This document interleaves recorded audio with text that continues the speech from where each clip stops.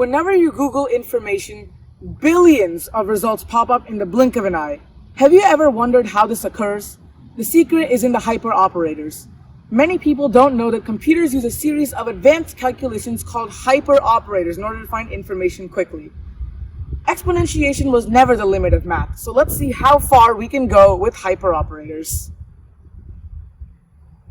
Starting with the basics, we have counting. Addition is repeated counting, or an iteration of it. On level 2, we have multiplication, repeated addition.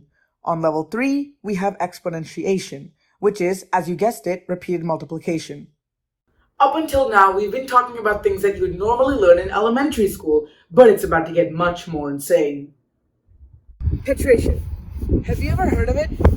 It's iterated exponentiation. By the way, we'll be using Newton's up arrow notation from now on. In this notation, exponentiation is written as x arrow y, and every operation above it gets an additional arrow.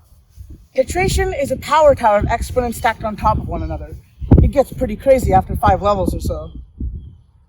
Pentation comes after titration. It's repeated titration, so 3 pentation 3 would actually be 3 titration 3 titration 3. Hang on here, because it's about to become crazy. Once you multiply out a 3 titration 3, the result of that becomes the height of the next power tower. 3 titration 3 is something around 7 trillion, so next it becomes 3 titration 7 trillion, and so on until you've multiplied the entire thing out. Hexation is operation level 6 with 4 arrows. It's repeated pentation. 3 hexation 3 would be written as 3 pentation 3 pentation 3. This number just becomes too massive to comprehend at this point. 3 hexation 3 is also known as G subscript 1, the starting point to reach Graham's number. Lastly, we have Graham's number. Starting from G1, which is 3 hexation 3, we multiply it all down into a massive number. Then, this feeds into G2 as its number of arrows. Yes, G2 is 3, G1 arrows 3.